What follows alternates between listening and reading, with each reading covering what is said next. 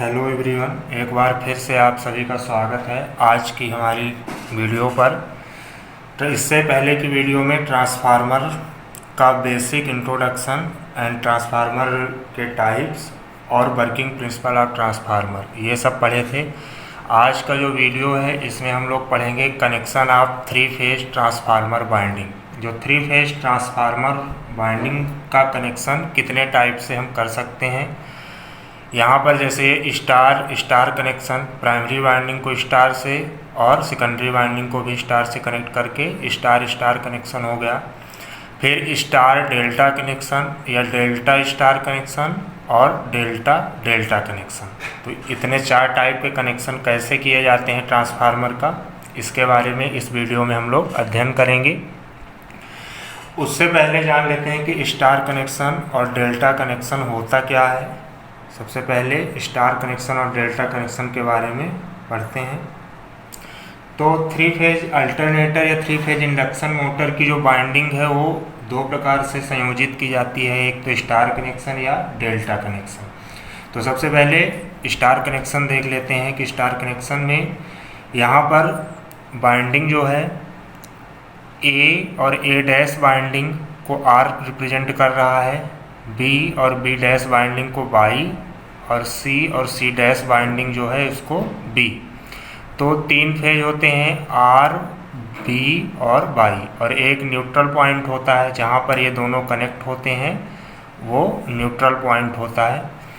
इसमें प्रत्येक फेज में जो करंट फ्लो होगी फेज और न्यूट्रल के बीच उसे बोलेंगे फेज करंट यानी आई पी, और जो फेज और फेज के बीच में जो करंट फ्लो होगी उसे लाइन करंट बोलेंगे यानी आई एल। तो यहाँ पर जो स्टार कनेक्शन है, स्टार संयोजन, तो इसमें जो फेज करंट और लाइन करंट होती है वो दोनों इक्वल होती है संतुलित लोड के लिए। अगर लोड संतुलित है तो ये दोनों इक्वल होंगे, फेज करंट और लाइन करंट। अब इसका जो फेजर डायग्राम, जो इनके बीच एंगल होता है वो 120 डिग्री का होता है। जितनी भी तीनों वाइंडिंग की जो एंगल होता है तीनों फेज का वो 120 डिग्री का होता है। तो यहाँ पर इनका फेजर डायग्राम बनाए हैं। ये ई ए है यानी ए वाली जो वाइंडिंग है ये आपकी ए वाली, इसमें जो ईएमएफ है वो ई ए है, ई बी और ई सी तीन वाइंडिंग हैं। अब यहाँ पर ई बी का अपोजिट इधर बना दिए, ये आपका E B. Basically phasor diagram से हम लोग ये निकालेंगे कि इसमें जो वोल्टेज होता है और करंट, उन दोनों में क्या डिफरेंस आता है। स्टार कनेक्शन में वोल्टेज क्या हो जाता है, बढ़ता है घटता है, या करंट क्या होती है। तो फेजर डायग्राम से ही समझेंगे कि अब इसका जो ई बी और ई ए है इन दोनों का जो इक्विवेलेंट है ये बीच से निकलेगा, ये इक्विवेलेंट है। ये जो टोटल एंगल है ये 120 है, तो ये वाला जो एंगल है ये 60 डिग्री का होगा। इसके समानांतर एक रेखा खींच दिए ई बी से और इसके समानांतर यहाँ से खींच दिए, तो ये जो समांतर चतुर्भुज बना और यहाँ पर इक्विवेलेंट ए और बी का equivalent EMF E A B हो गया। अब जो समांतर चतुर्भुज में जो इक्विवेलेंट निकालने का जो फार्मूला होता है ई ए बी का स्क्वायर इक्वल टू ये जो समांतर भुजा है ई ए का स्क्वायर प्लस ई बी का square plus 2 E A into E B cos 60 degree. Cos 60 degree का मान 1/2 होता है। 1/2 जब रखेंगे तो ये वाला 2 और 1/2 से कैंसिल हो जाएगा।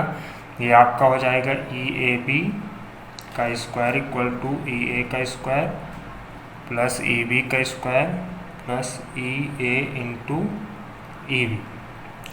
अब मान लेते हैं कि जो फेज ईएमएफ है ई ए और ई बी ये दोनों बराबर हैं, किसके इक्वल हैं, ई के।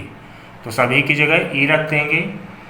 तो आपका, और ये जो ए बी है दो लाइनों के बीच का ए और बी जो दो लाइनें हैं उनके बीच का ईएमएफ है, यानी ई एल है, ये लाइन ईएमएफ है। तो ई एल इक्वल टू इधर हो जाएगा ई का स्क्वायर प्लस ई का स्क्वायर प्लस ई इंटू ई, ये भी ई का स्क्वायर हो जाएगा। तो ई एल इक्वल टू हो जाएगा 3 ई स्क्वायर। जो ये ई है ये फेज ईएमएफ है, यानी प्रत्येक फेज का जो ईएमएफ होता है वो ईपी कहलाता है और प्रत्येक लाइन का जो ईएमएफ है वो ईएल है। लाइन ईएमएफ और फेज दोनों में डिफरेंस मैं बता ही चुका हूँ कि अगर एक फेज और न्यूट्रल के बीच जो ईएमएफ होगा वो फेज न्यूट्रल कहलाएगा और दो लाइनों के बीच का ईएमएफ जो होगा वो लाइन ईएमएफ कहलाएगा। यहाँ से अगर ईपी की वैल्यू निकालते हैं या ईएल की वैल्यू निकालते हैं, EL equal to 3 EP square. अब आपका ईएल हो जाएगा EP square equal to EL upon 3। Sorry, इधर भी स्क्वायर था, ईएल का स्क्वायर है, ये भी स्क्वायर है। तो यहाँ से जब ये ईएल का स्क्वायर इस स्क्वायर को उधर लेके जाएंगे तो ईएल इक्वल टू √3 ईपी का स्क्वायर, ईपी स्क्वायर निकल आएगा, यानी ईएल इक्वल टू √3 ईपी। जो लाइन ईएमएफ है और फेज ईएमएफ उन दोनों के बीच ये रिलेशन है कि लाइन ईएमएफ इक्वल टू होता है √3 इंटू फेज ईएमएफ या फेज वोल्टेज। और जो लाइन ईएमएफ, लाइन करंट है और फेज करंट है वो दोनों इक्वल होते हैं, यानी जो स्टार कनेक्शन है उसमें आईपी इक्वल टू आईएल होता है और E L equal to √3 EP होता है। यानी वोल्टेज बढ़ जाता है क्योंकि लाइन ईएमएफ √3 आईपी होता है, जो करंट होता है वो सेम रहता है। तो ये स्टार कनेक्शन था। यहाँ से √3 का मान, अगर मान लीजिए फेज जो ईएल है, लाइन वोल्टेज है, वो 400 वोल्ट है, तो फेज वोल्टेज कितना आएगा, तो √3 का डिवाइड करेंगे, यानी 400/1.732, ये लगभग आपका हो जाएगा 230 वोल्ट। तो फेज वोल्टेज हो जाएगा 230 और लाइन वोल्टेज हो गया 400 वोल्ट। अगला है आपका डेल्टा कनेक्शन, डेल्टा संयोजन। इस तरह का कनेक्शन, इसमें A dash binding, B dash binding, C और सी डैश बाइंडिंग। इसका जो पहला सिरा है दूसरी बाइंडिंग के पहले सिरे के साथ, अंतिम सिरा तीसरी बाइंडिंग के अंतिम सिरे के साथ, इस तरह का कनेक्शन जो रहता है वो डेल्टा कनेक्शन रहता है। इसमें भी आर वाई बी 3 फेज निकले हैं। इसमें कोई न्यूट्रल पॉइंट नहीं होता है, न्यूट्रल बिंदु नहीं होता है, इसलिए जो इसमें लाइन ईएमएफ है वो फेज ईएमएफ के इक्वल होता है। क्योंकि इसमें कोई न्यूट्रल पॉइंट नहीं है तो इसलिए दोनों वोल्टेज जो होंगे वो समान होंगे। इसका भी फेजर डायग्राम इस तरह है जिस तरह स्टार कनेक्शन का था, 120 डिग्री दोनों में था। इसमें ये वाला जो है ईएमएफ ईए है, करंट इसमें आईए है, ईसी ईएमएफ है, करंट आईसी है, और ऐसे इसमें ईबी और करंट आईबी। इसका जो आईसी है इसका अपोजिट इधर की ओर बनेगा, जो कि ये 60 डिग्री होगा, और इसका इक्विवेलेंट अगर निकालेंगे तो ये बीच में रहेगा। इस लाइन के समानांतर ये वाली लाइन खींचे और उस लाइन के समानांतर ये वाली लाइन खींचे, तो यहाँ पर जो है करंट इक्विवेलेंट आपका हो जाएगा ए और सी। ये आई सी है और ये आई ए है। आई सी और आई ए का इक्विवेलेंट जो करंट हो गया वो आई ए सी हो गया। अब इसमें भी जो समांतर चतुर्भुज का नियम है, तो समांतर चतुर्भुज का नियम अगर इक्विवेलेंट करंट ये निकालनी है तो इसमें भी फार्मूला लगाएंगे, आई ए सी का स्क्वायर इक्वल टू, जो आई ए सी है दो लाइनों के बीच का करंट है, और आई ए स्क्वायर प्लस आई सी स्क्वायर प्लस आई ए इंटू आई सी कॉस 60 डिग्री और 2 यहाँ पर। cos 60 डिग्री का इसमें भी मान 1/2 और 2 से 2 कैंसिल हो जाएगा। ये लाइन करंट है यानी IL का स्क्वायर, और ये सभी फेज करंट है तो इसमें भी IP का स्क्वायर प्लस IP का स्क्वायर प्लस IP का स्क्वायर। जैसे EMF में था IL का स्क्वायर इक्वल टू √3 IP का स्क्वायर। यहाँ से I अभी 3 है और IL जब निकालेंगे तो ये हो जाएगा √3 IP। तो डेल्टा कनेक्शन में जो लाइन करंट है वो फेज करंट के √3 गुना के बराबर होती है।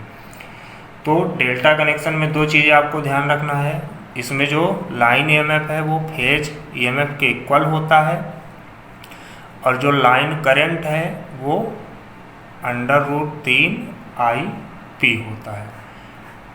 तो ये दो टाइप के कनेक्शन हैं। अब इसमें आपको जो है शक्ति की भी गणना कर सकते हैं कि शक्ति कैसे निकालनी है पावर 3 फेज में, तो उसके बारे में भी अध्ययन करते हैं। तो जो शक्ति होती है एक फेज जो सर्किट होता है उसके लिए जो पावर होती है VI cos फाई। जो फाई है वो फेज एंगल है वोल्टेज और करंट का, और cos फाई पूरा जो है वो पावर फैक्टर कहलाता है। अगर एक फेज की बात करें तो V × IP × cos फाई होता है, लेकिन अगर 3 फेज की पावर बात करें तो P = होता है 3 बार इंटू हो जाएगा और एक फेज की जो पावर होगी, एक फेज की पावर, तो यहाँ से आपका हो जाएगा 3 VP IP और cos फाई। तो ये 3 फेज की पावर होती है 3 VP IP cos फाई। अब अगर इनको लाइन के क्रॉस लाइन वोल्टेज और लाइन करंट के क्रॉस निकालना है तो सबसे पहले आपका जो है स्टार कनेक्शन में होता क्या क्या चीज़ें हैं। तो स्टार कनेक्शन में अभी हम लोग पढ़े हैं कि जो फेज करंट होती है वो लाइन करंट के इक्वल होती है और जो फेज वोल्टेज होता है वो लाइन वोल्टेज के √3 में डिवाइड होता है, या VL = √3 VP। वोल्टेज चाहे कहिए चाहे EMF कहिए, क्योंकि EL = √3 EP, ये स्टार कनेक्शन में पढ़े हैं तो उसी से ये निकला है VP = VL √3। जो ये 3 फेज की जो पावर इसमें VP और IP दोनों का मान रखेंगे तो आपका जो पावर आ जाएगी स्टार कनेक्शन में, तो ये हो जाएगी 3 × VL √3 VP का मान और IP का मान IL cos फाई। यहाँ से ये जो 3 है तो इसको 2 बार लिख सकते हैं, √3 × √3 ऐसे लिख सकते हैं, और एक √3 से एक √3 कैंसिल हो जाएगा, तो √3 VL IL cos फाई। तो ये स्टार कनेक्शन में, अगर 3 फेज कनेक्शन स्टार कनेक्शन में तो उसकी power P = √3 VL IL cos phi होता है। cos फाई जो है वो पावर फैक्टर है, VL जो है लाइन वोल्टेज और IL जो है लाइन करंट है। तो इससे क्वेश्चन आते हैं, तो फार्मूला अभी मैं इस वीडियो में फार्मूला बता रहा हूँ, अगला क्वेश्चन भी मैं लेके आऊँगा। फिर अगला है आपका डेल्टा कनेक्शन। जो डेल्टा कनेक्शन होता है उसमें हम लोग पढ़े हैं कि जो लाइन करंट होती है वो √3 फेज करंट के बराबर होती है, और जो फेज EMF होता है वो लाइन EMF के इक्वल होता है, या फेज वोल्टेज जो होता है लाइन वोल्टेज के इक्वल होता है। तो इसमें अब जो पावर जो है P = 3 VP IP cos phi होती है। तो इसमें भी वैल्यू रखेंगे, 3 × VP का मान VL, IP का मान यहाँ से निकालेंगे तो IL / √3 हो जाएगा, तो IL / √3 cos फाई। इसमें भी उसी तरह कट जाएगा √3 से √3, तो V = हो जाएगा √3 VL IL cos फाई। तो डेल्टा कनेक्शन में भी पावर का वही फार्मूला होता है। तो 3 फेज परिपथ में स्टार एवं डेल्टा दोनों कनेक्शनों के लिए जो पावर निकालनी है उसका एक ही फार्मूला होता है, और यहाँ से cos फाई जो पावर फैक्टर है तो उसके लिए भी एक ही फार्मूला हो जाएगा P, और ये जो पूरा है ये नीचे चला जाएगा, तो P/√3 VL इंटू IL। तो ये आपका पावर निकालने का फार्मूला था और पावर फैक्टर निकालने का फार्मूला है।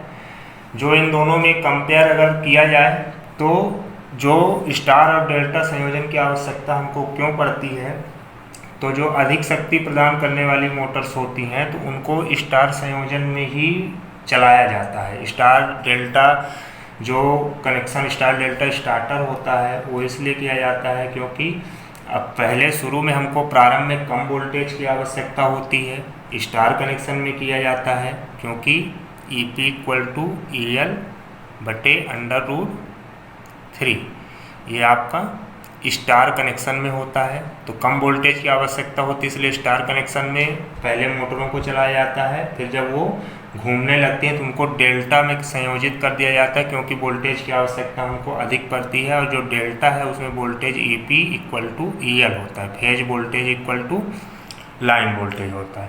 तो इसलिए जो मोटरें हैं अधिक शक्ति वाली जो मोटरें होती हैं उनको स्टार डेल्टा स्टार्टर लगा के उनको संचालित किया जाता है। आगे कन्वर्जन देख लेते हैं। स्टार टू डेल्टा और डेल्टा टू स्टार कनेक्शन में कन्वर्जन कैसे किया जाता है। अगर कोई सर्किट डेल्टा में बना है तो उसको स्टार में कैसे कन्वर्ट करेंगे, या स्टार में बना है तो उसको डेल्टा में कैसे कन्वर्ट करेंगे, बेसिक सा फार्मूला होता है उसको। आप ये जो सर्किट है ये डेल्टा कनेक्शन में है और ये स्टार कनेक्शन में है। मान लेते हैं कि इसका जो रेजिस्टेंस है ये वाला R1 है, ये R2 है और ये R3 है, R Y B 3 फेज निकले हुए हैं, और इसका जो रेजिस्टेंस है ये R1 R2 और R3 यहाँ पर न्यूट्रल है। तो सबसे पहले डेल्टा से स्टार कैसे बनाएंगे, तो यहाँ पर एक मैं दोनों का मिश्रित करके एक डायग्राम बनाया हूँ। ये जो दिख रहा है ये पूरा डेल्टा कनेक्शन है, इसमें R1 R2 और R3 है, और इसी में जो रेड कलर का बना दिया हूँ ये स्टार कनेक्शन है, इसका ये रेजिस्टेंस R1 R2 और R3। तो डेल्टा कनेक्शन से अगर स्टार कनेक्शन हमको बनाना है तो हमको ये R1 R2 और R3 पता होना चाहिए। तो ये R1 R2 और R3 आएगा कैसे, इसके लिए बहुत ही सिंपल सा फार्मूला है। जो ये R1 है तो ये R1 निकालना है, तो ये किसके, ये R1 यहाँ पर इसके अपोजिट मतलब इसके सीधे में है, ये वाला R1 R3 के सीधे में। जो R2 है वो इस वाले R2 सीधे में है, जो R3 है ये R1 के सीधे एक मतलब समानांतर है। तो इसके लिए हम लोग R1 की वैल्यू अगर निकालना है इस वाले R1 की, तो ये वाला R3 इसके सीधे में है, तो इसलिए ये वाला R3 बटे जितने भी रेजिस्टेंस हैं उनको ऐड कर देंगे, R1 plus R2 plus R3। ऐसे ही R2 अगर निकालना है तो R2 इक्वल टू फार्मूला हो जाएगा ये R2 R1 plus R2 plus R3। Simple सा फार्मूला है, याद करना भी सरल है। ऐसे ही R3 निकालना है तो इसका ये वाला रेजिस्टेंस हो जाएगा, यानी R3 equal to R1 plus R2 plus R3। तो ये अगर डेल्टा संयोजन दिया है उसको स्टार संयोजन में कन्वर्ट करना है तो R1 R2 और R3 की वैल्यू कैसे निकालेंगे, तो इस फार्मूले से आप R1 R2 और R3 की वैल्यू निकाल करके उसको स्टार कनेक्शन में कन्वर्ट कर सकते हैं। ऐसे ही अगर स्टार कनेक्शन दिया हुआ है डेल्टा कनेक्शन में हमको कन्वर्ट करना है, तो स्टार कनेक्शन को डेल्टा कनेक्शन में कन्वर्ट करने के लिए भी एक फार्मूला है। तो अगर R1 R2 और R3 का मान दिया हुआ है, हमको निकालना है इस वाले R1 का, इस वाले R2 का और इस वाले R3 का, तो सबसे पहले इस वाले R1 का निकालते हैं। तो इस वाले R1 का मान निकालने के लिए इसमें ये R1 है और ये R2, ये दोनों इसके साथ में है, तो इसलिए capital R1 plus capital R2 ये दोनों प्लस कर देंगे, प्लस फिर आपका साथ में R1 इंटू R2 ये दोनों मल्टीप्लाई बटे जो रेजिस्टेंस साथ में नहीं है उसको बटे में लिख देंगे R3। तो ये सिंपल सा फार्मूला है। ऐसे ही R2 निकालना है ये वाला रेजिस्टेंस, तो R2 इक्वल टू R1 और R3 साथ में है तो R1 plus R3 plus R1 into R3 हो जाएगा बटे जो साथ में नहीं है यानी R2 साथ में नहीं है। ऐसे ही R3 अगर निकालना है तो R3 equal to R2 plus R3 plus R2 into R3 बटे इसमें R1 साथ में नहीं है तो ये तीन फार्मूले इसके हो गए।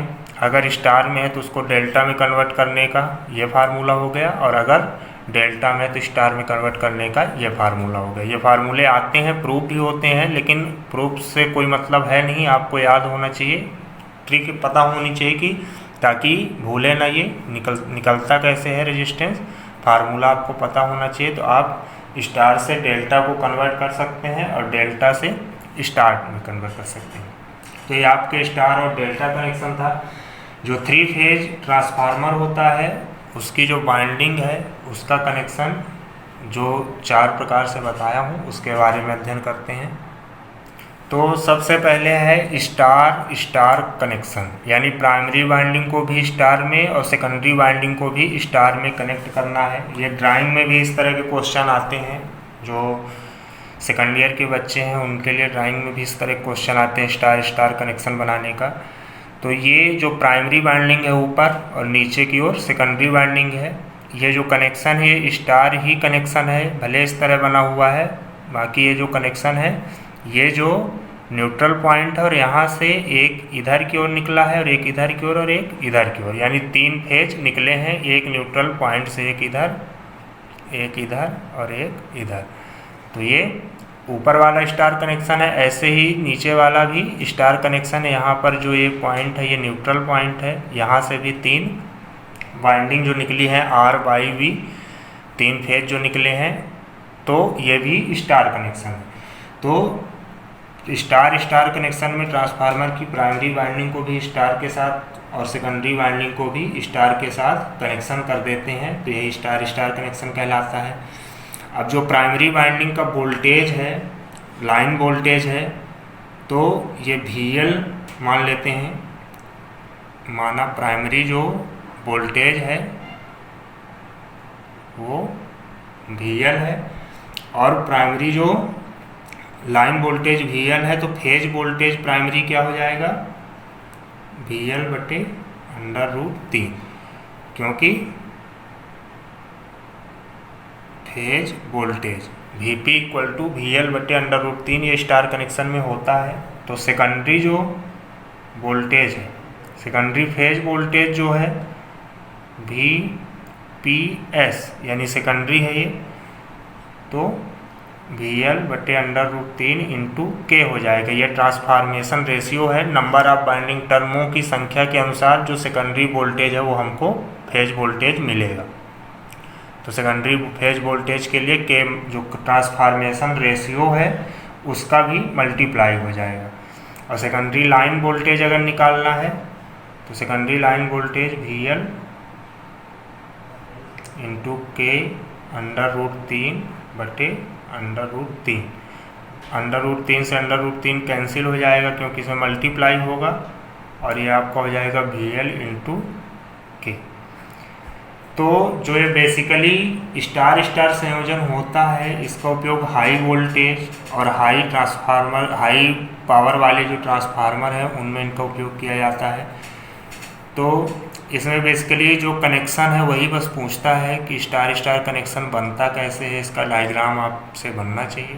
तो ये है आपका स्टार स्टार कनेक्शन। इससे क्वेश्चन आते नहीं हैं, लेकिन आपको डायग्राम पता होना चाहिए कनेक्शन किस तरह का होता है। ये आपका स्टार डेल्टा कनेक्शन है। इसमें जो प्राइमरी वाइंडिंग है वो स्टार में संयोजित है और सेकेंडरी वाइंडिंग जो है वो डेल्टा में संयोजित है। ये प्राइमरी वाइंडिंग है और ये सेकेंडरी। ये डेल्टा कनेक्शन है। डेल्टा कनेक्शन में जो है त्रिभुजाकार है, एक पॉइंट त्रिभुज का ये निकल रहा है, एक ये निकल रहा है और एक ये निकल रहा है, तो R बाई B। अगला जो कनेक्शन है वो डेल्टा स्टार कनेक्शन है। तो ये आपका ये डायग्राम आप लोग देख लीजिए और इसको अच्छे से बुक में बनाइए, क्योंकि ये डायग्राम ही बनाने के लिए आते हैं। और जो लास्ट है वो आपका है डेल्टा टू डेल्टा कनेक्शन, यानी प्राइमरी और सेकेंडरी दोनों वाइंडिंग जो होती है वो डेल्टा कनेक्शन रहता है। तो डेल्टा कनेक्शन बनता कैसे है, यहाँ से एक आर निकला, एक वाइंडिंग ये हो गई, फिर दूसरी वाइंडिंग यहाँ पर हो गई, फिर तीसरी वाइंडिंग यहाँ पर हो गई, और ये जाके यहाँ पर मिल गई। एक पॉइंट ये हो गया, एक पॉइंट ये हो गया, इसको भी निकाल दिए और इसे भी निकाल दिए। तो ये आर, वाई और बी तीन फेज निकल आए, और ये जो कनेक्शन हो गए डेल्टा कनेक्शन हो गया। ऐसे ही सेकेंडरी वाइंडिंग में भी डेल्टा कनेक्शन होगा,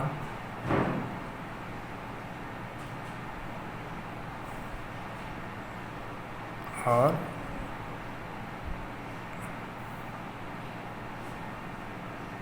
देखिए आर, वाई, बी।